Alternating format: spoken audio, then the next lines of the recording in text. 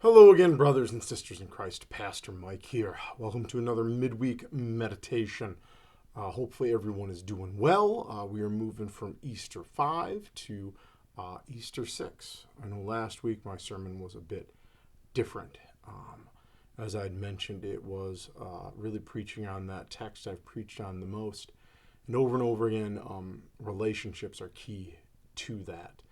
And I know my sermon was more directive, more of a call than it usually is. But I think that call from Christ to heal relationships, to really heal, I think, some of the biggest ills of our world right now, our divisiveness and our struggle, is faithful to the text. And ultimately, at the end of the day, that's what I got to do. I got to be faithful to the book. So hopefully that was grist for the mill for folks, things to think about, and hopefully in the end a blessing, a call to what we can do to heal this world in a rough age. But as we move from Easter 5 to Easter 6, we still continue to think about the resurrection. There's still much going on, and we have again some interesting texts. I think Easter gets these really interesting texts for us, and we get Acts, we get Peter again, which is not one of those books we commonly do, and we get another wonderful gospel reading from John, if my memory serves. Let me double check so I'm not telling. Yeah, John. Continuing John 14. Again, it is, and I think by saying again, I mentioned this in last Sunday, is that we're moving through some of these farewell addresses. And this week, we talk about Jesus promising the advocate and connection to him. Just as I talked about in many ways the connection of us to each other in the beginning of John 14, I think our continued connection to Christ through the advocate is key. He reminds us, I will not be in flesh among you much longer. Ascension is coming, brothers and sisters, and that's why this is here. But yet, through the Spirit, through baptism, through all these things, God is present with us always. We're connected, and that will hopefully be the good news. But I don't know. I've been thinking a lot about different things, especially our first text. Our first text is an interesting one. It comes from Acts, and it's one of Paul's missionary works. He's in Athens. And even as we celebrated Missionary Sunday last Sunday, the work of going and proclaiming the good news is key. That's what we're all called to do.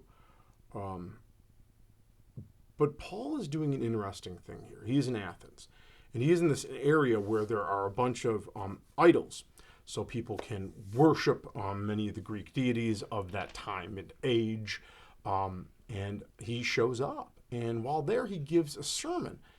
And it gets him a little bit of trouble, but it's this interesting theological argument of a sermon to the unknown God, where Paul is trying to reach people where they're at, especially this longing and desire in them for connection.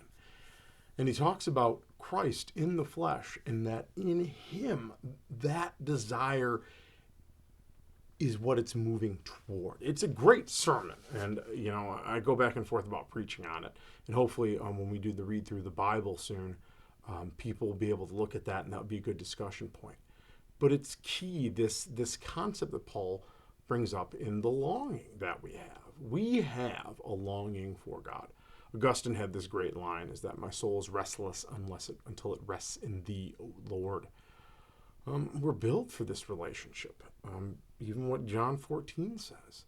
And Paul is doing the good work of trying to illumine that place where the longing is moving toward.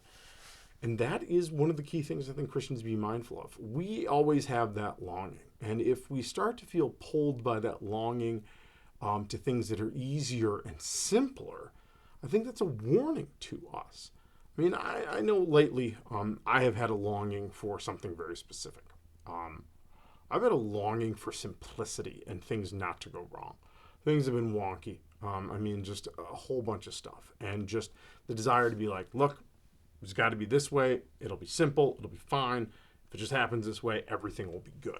My longing is in that moment for control.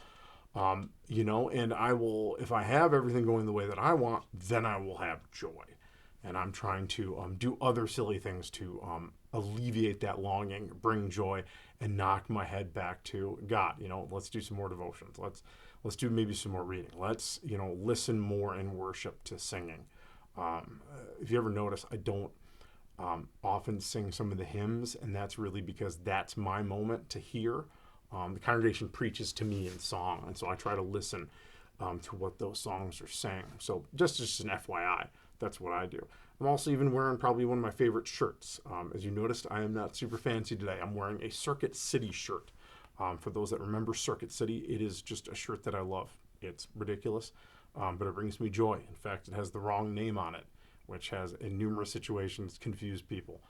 But again, it just brings me joy, and that's what I opted for today. Because my dryer died, numerous things have gone wrong. And my longing is ultimately that things should go my way. That's not necessarily the case. And our longing for God can be misplaced. And Paul points that out to the Athenians. Your longing, your desire, your drive is misplaced.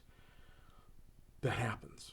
We don't need to guilt ourselves or beat ourselves up about it. But how can we, hearing God calling to us, not shouting, God I don't think feels the need to shout, but persistent, calling, reminding, often like that teacher who, waits at the front of the class. I'll wait till everybody calms down, and then we'll move on.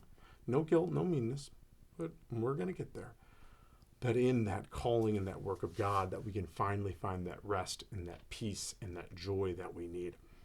It's an important concept, brothers and sisters, and something that I offer up to you all today is that are you in that sense of longing where you're really like, oh man, I really want blank?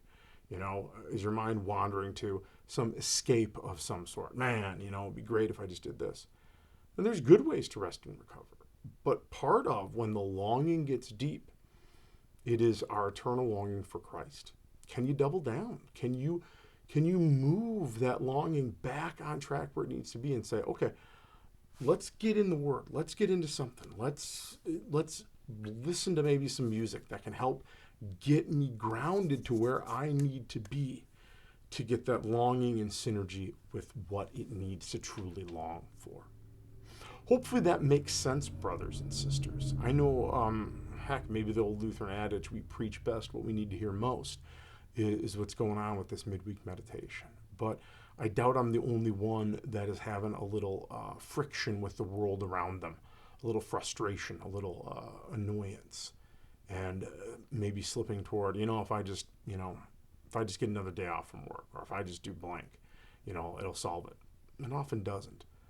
But being grounded where we need to be usually then echoes through all of those other things and gets us where we need to be. And of course, little things along the way, like Circuit City shirts, are graces from God to help us get there. Well, hopefully this helps. Hopefully this is a good lens for the week or maybe even for the rest of the month. Just a couple reminders as well. Bible study should hopefully be starting soon. Even as my chaos and hiccups are rough, we're going to get in the Word. I need to get in the Word. We all need to get in the Word. Worship change is happening soon. Memorial Day weekend, brothers and sisters.